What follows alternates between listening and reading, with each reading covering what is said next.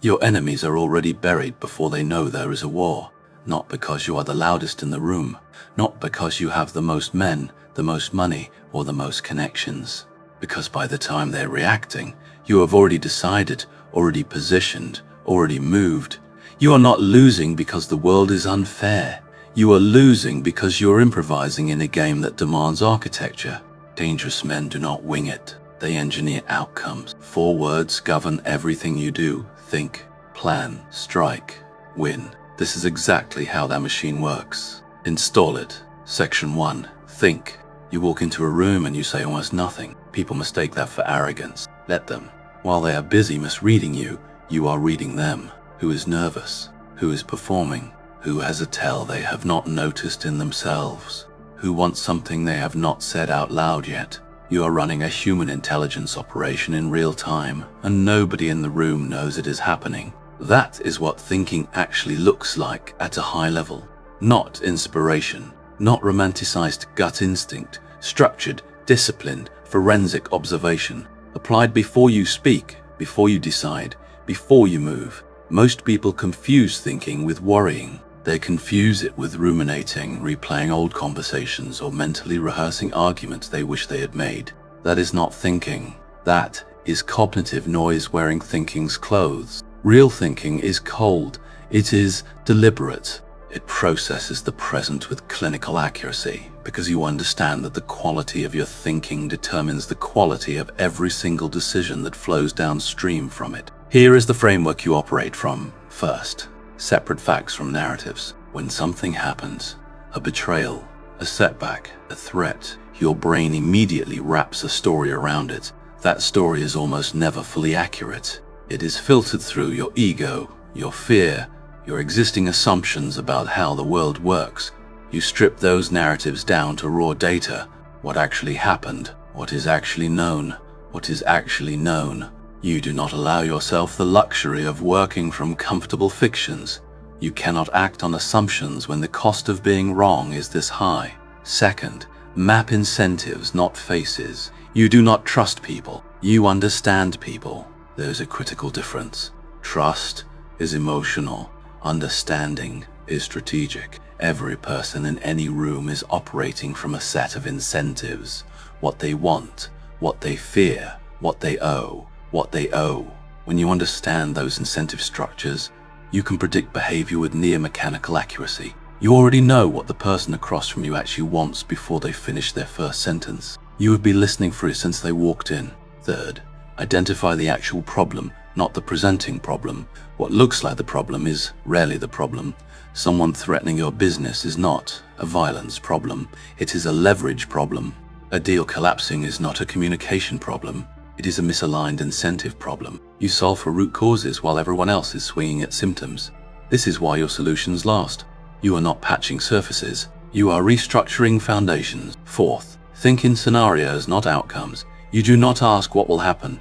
You ask what will happen. You ask what can happen, and what you do in each version of it. You have already rehearsed every plausible version of offense and assigned a response to each one before you walk into the room. You are never caught mid-thought because your thinking happened before the event. During the event, you are only executing. The discipline of thinking is the discipline of delay. You cannot think properly when you are reacting emotionally. You do not make major decisions at the moment of maximum pressure. You absorb the information. You close the conversation down. You go away and you process it with a cold mind, one that has no emotional investment in any particular outcome. Then you come back with a decision that has already survived multiple internal stress tests.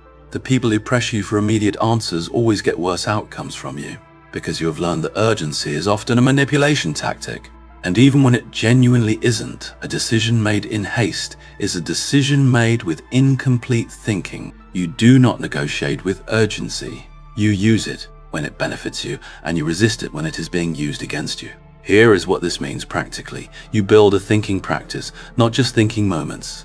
Reactive intelligence is amateur intelligence. You need dedicated time where you are processing your current position with zero emotional investment in any particular result. That means sitting with questions that make you uncomfortable. It means challenging your own assumptions before someone else does it, at a cost you cannot absorb. You stop making decisions at the moment the decision presents itself. You build a buffer. Even 5 minutes of structured, deliberate thought between stimulus and response will change the quality of your decisions in a way that compounds over months and years into something that looks from the outside like extraordinary judgment. It is not extraordinary judgment. It is consistent process applied where others apply impulse. The thinking is where the war is won or lost. Everything visible, the moves, the results, the outcomes people observe and attribute to talent or luck, that is all downstream of the thinking. Execution gets the credit. Thinking does the work. You know which one to protect. Section 2, plan. A plan is not a wish. A wish is what most people are actually describing when they say they have a plan. You do not say, I want to expand, and call that a plan. You map the current state. You map the desired state. You identify every obstacle, every dependency, every contingency between them. You sequence it. You resource it. You stress test it. Then and only then, you move. Most people skip from idea to action. That is why most people fail at scale. The gap between idea and action is where the plan lives. If you do not fill that gap deliberately, your ambition will accelerate your failure rather than prevent it. Here is what your plan actually contains. 1. A precise definition of success. Not do better, not grow. A specific, measurable, time-bound definition of exactly what winning looks like in this situation. Vague goals produce vague plans. Vague plans produce vague results, which are failures dressed in the language of progress. You define success with surgical precision before you build a single step toward it. 2. A complete inventory of obstacles. Before you build the road, you map the terrain. Every obstacle between you and your objective gets named. Not feared, not minimized, not ignored because it is inconvenient. Named obstacles can be addressed. Unnamed obstacles can be addressed. Unnamed obstacles are just anxiety with no outlet. You identify every opposing force, every systemic friction, every person likely to resist, and you build the plan around those realities, not around a fantasy of smooth execution where everything cooperates. 3. Sequenced actions with dependencies mapped. Order matters in ways most people dramatically underestimate. There are things that cannot happen until other things happen first. You build a dependency chain. Step B requires Step A to be complete. Step C requires specific conditions created by Step B. Skipping this sequencing is why intelligent people sometimes execute brilliantly on the wrong things in the wrong order and still produce nothing. Sequence is not bureaucracy. Sequence is art of bureaucracy. Resource allocation with zero sentimentality. Time, money, attention, people, these are finite. A plan that requires infinite resources is a fantasy. You make hard decisions about what gets resourced and what gets cut, and you are not emotionally attached to ideas. You are attached to outcomes. If a line of effort is not moving you toward the objective, it gets shut down regardless of how much has already been invested in it. The question is never how much you have spent. The question is always whether this still moves you toward the target. 5. Contingency built in before you need it. Every plan breaks on contact with reality. This is not a failure of planning. It is a known feature of operating in complex environments. The solution is not to plan less. The solution is to plan for the plan breaking. You always have a secondary position. You always know what retreat looks like, what regrouping looks like, what negotiation looks like. If the primary approach collapses, you are never caught without a next move because you decided that move before the current one executed. The mindset shift that changes your planning permanently. Most people plan as optimists. They assume things will go reasonably well and then adjust when they don't. You plan as a strategist, assuming friction, assuming resistance, assuming that several things will go wrong, and you design a plan that still reaches the objective despite those assumptions. This is the difference between fragile planning and robust planning. Fragile plans work only when everything cooperates. Robust plans work even when things break down, because the breakdown was already anticipated and already answered inside the architecture of the plan itself. What your planning process looks like in practice written, not in your head. Your head is not a planning environment. It is a processing environment. When you keep a plan in your head, you lose the ability to see it objectively. You write the plan. You map the dependencies. You name the obstacles. You resource the steps. Then you read it back like someone who is actively trying to find the holes, because the opposition will, whether you do or not. Iterative. Plans are not documents you write once and file away. They're living structures you return to as conditions change. New information changes the plan. Changed conditions change the plan. You are not rigid. You are disciplined. Rigid people break. Disciplined people adapt without losing direction. The objective stays fixed. The route to it remains flexible, time-bounded. A plan with no deadlines is a wish with extra steps. Every phase needs a time boundary, not because urgency is always appropriate, but because deadlines create accountability, and accountability creates the execution pressure that vague intention never produces on its own. You cannot improvise your way to the top, not at any level worth operating at. The plan is the architecture. The architecture determines whether the building stands or collapses under its own weight. You build the architecture before you lay a single brick. Section 3. Strike. This is where you finally move. This is also where most people hesitate themselves to death. You strike when the conditions are right, not when you feel ready. Those are not the same thing, and confusing them has cost more people more opportunities than any external obstacle ever has. Readiness is a feeling. Conditions are a calculation. You are rarely comfortable when you move. You move anyway, because you've already done the thinking and the planning, which means the time for deliberation is over. What remains is execution, and execution does not tolerate the same doubt that thinking requires. The psychology of striking is the psychology of full commitment. Once you commit to a strike, the plan requires complete, executed. Half-executed strikes are worse than no strikes at all. A half strike reveals your intentions, depletes your resources, alerts the opposition, and delivers zero result. You never move halfway. When you decide to act, the action is complete, decisive, and designed to be irreversible from the other side's perspective before they've finished processing what just happened. This is a discipline almost nobody develops naturally. Humans are biologically wired toward caution. Evolution rewarded the people who hesitated in the face of danger. But strategic environments are not the same as physical danger environments. In strategic environments, hesitation is the danger. Delay gives the opposition time to adapt, fortify, realign, and respond. Speed is a form of force. A fast, well-timed move achieves what a slow, well-resourced move cannot. Timing is not luck. Timing is engineering. You wait for specific conditions. You watch for moments of opponent vulnerability, distraction, overextension, internal conflict, resource depletion, political exposure. You do not create arbitrary deadlines for yourself, driven by impatience. You create conditions that, when present, trigger action. The trigger is not emotion. It is a predefined set of circumstances you already decided would activate the plan. This is what separates strategic patience from passive waiting. Passive waiting is hoping something changes. Strategic patience is holding your position while monitoring for specific indicators that tell you the moment has arrived and being ready to move the instant those indicators appear. You are not idle during the waiting, you are preparing. There is a fundamental difference. The three components of a decisive strike. First, timing synchronized to opponent vulnerability, not your personal comfort. The moment is determined by external conditions, not by how confident you feel internally. You do not wait until you feel invincible.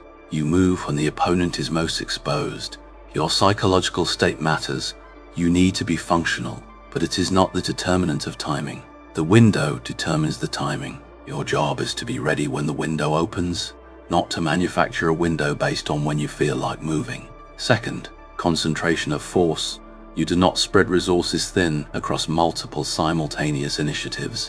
When you move, you direct disproportionate force at a single decisive point. This is drawn directly from military strategic doctrine. You achieve breakthrough by overwhelming a specific point, not by spreading effort evenly across an entire front. In business, in negotiation, in any competitive domain, concentrated effort on the decisive point outperforms distributed effort across multiple points every single time without exception. Third, speed that prevents recovery. Your strike is designed not just to achieve the immediate objective, but to achieve it so decisively and rapidly that the opposition cannot recalibrate and respond before the new reality is already established. By the time they begin to understand what happened, it is already done. This is how you make gains permanent, not through sustained pressure grinding over time, but through decisive rapid action that installs a new status quo faster than resistance can organize itself against it.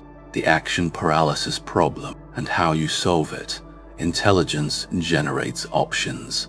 Options generate comparison. Comparison generates doubt.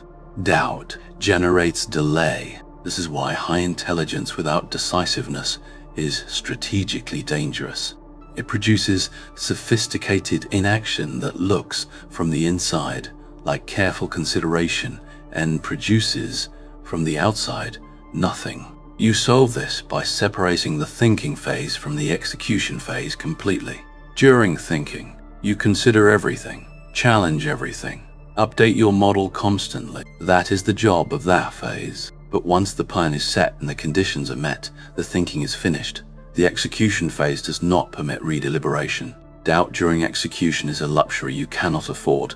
It introduces hesitation. Hesitation introduces error. Error introduces the kind of telegraphing that opposition reads and exploits before you have finished second-guessing yourself. You train yourself to recognize which phase you are in. If you are in thinking, think fully and rigorously. If you are in execution, execute fully and without reservation. You do not mix them. The contamination of execution with deliberation is how plans die in the space between decision and completion. The first time you make a decisive move under real uncertainty, with real stakes, you find out exactly what you are made of. Most people discover they have been waiting for a feeling of certainty that was never coming and was never required. You do not need to know everything before you move. You need to know enough, and enough is a calculation, not a feeling. Run the calculation, then move. Section 4. Win. Winning is never what it looks like from the outside. From the outside, it looks like power, money, status, territory, influence. From the inside, from where you are standing, it is something far more demanding than any of that. It is the ability to define what winning actually means for you, and to hold that definition steady against every external pressure trying to redefine it on your behalf. This is the piece most people miss entirely. They spend enormous energy winning games they never consciously chose to play. They achieve outcomes that look impressive from the outside and feel hollow from the inside, because the definition of success they were chasing belonged to someone else. A parent, a culture, an industry, a social circle, anyone but them. Winning begins with your definition of the objective, not a borrowed one. You know exactly what you are building, not abstractly, specifically. You know the scope of it, the shape of it, the precise conditions under which you will recognize that you have arrived. That precision is not arrogance, it is necessary architecture. Without a precise definition of success, you cannot recognize it when you reach it. And without that recognition, you cannot stop, which means you burn through everything you have built, chasing a destination that keeps moving because you never fixed its coordinates. Define your winning condition, not your culture's version, not your family's version, not the version that gets approval from people whose approval you have been unconsciously optimizing for. Yours. This requires more honesty than any execution phase demands, because it requires you to be truthful about what you actually want rather than what you believe you should want. Winning requires consolidation, not celebration. When you achieve something real, you do not celebrate, you consolidate. You lock in the gain, you make it durable. You identify who will try to take it back, and you structure the new position to resist that pressure before it arrives. Most people achieve a win and immediately expose it, broadcasting it publicly, relaxing the disciplines that created it, failing to protect it from the predictable forces that move against anything worth having. The moment you achieve something significant, your threat level increases. You are now visible in ways you were not before. You are a target in rooms you have just entered. You are operating in a higher risk environment than you were before the win, not a safer one. Every advance gets immediately fortified. Every gain gets immediately resourced and defended. You never confuse achievement with security, because achievement and security are entirely different things, and conflating them is how people lose what they spend years building. Winning means upgrading your threat model. The threats at your current level are different in kind from the threats at your previous level. When you move from one tier of operation to the next, the opposition does not just get bigger, it gets structurally different. new domains, new institutions, new categories of risk you have not navigated before. You adapt. You upgrade your intelligence, your alliances, your legal infrastructure, your operational awareness. You never fight yesterday's war with yesterday's tools against yesterday's opposition. You constantly ask, what are the threats specific to where I am now, not where I was? If you are still managing the risks of 2 years ago, you are dangerously exposed to the risks of today. Every new level of winning requires a new and updated threat assessment. This is not paranoia. This is maintenance. Winning requires resisting the corruption of early success. This is where most ambitious people actually fail. Not at the beginning, at the middle. Early wins generate confidence. Confidence, unchecked, becomes arrogance. Arrogance produces precisely the kind of thinking errors you spent the first phase of this framework training out of yourself. Confirmation bias, overestimating your own intelligence relative to the opposition, underestimating risk. Because recent success makes risk feel manageable when it is not. You never stop operating like you can lose. Even at your peak, you run your intelligence processes as if you are operating from a position of vulnerability. You never let a winning streak convince you that the game has gotten easier, only that your position has improved temporarily, and that position requires active, continuous maintenance to remain a position at all. Winning produces new decisions, not relief from decisions. The fantasy of success is that it ends the pressure. It does not. It transforms the pressure. The decisions at higher levels are larger, with more depending on them, with less margin for error, with more sophisticated opposition operating across more dimensions simultaneously.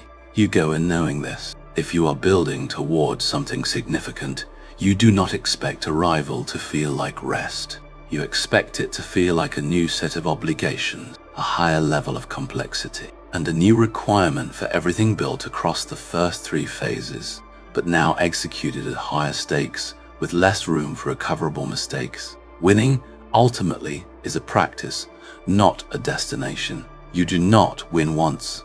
You build a system for winning, a repeatable, improbable process that allows you to operate consistently across high variance, high stakes environments over time. The 4 words are not a slogan, they are an operating system. Think, plan, strike, win, then think again, then plan again, then strike again, then strike again, then consolidate again. Each cycle makes the thinking sharper, the planning more robust, the striking more precise, the winning more durable and more permanent. There is no version of this that ends.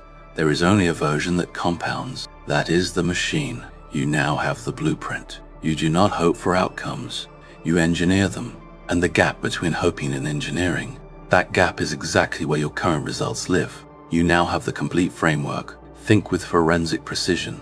Plan with zero sentiment. Strike with full commitment. Win without complacency. This is not motivation.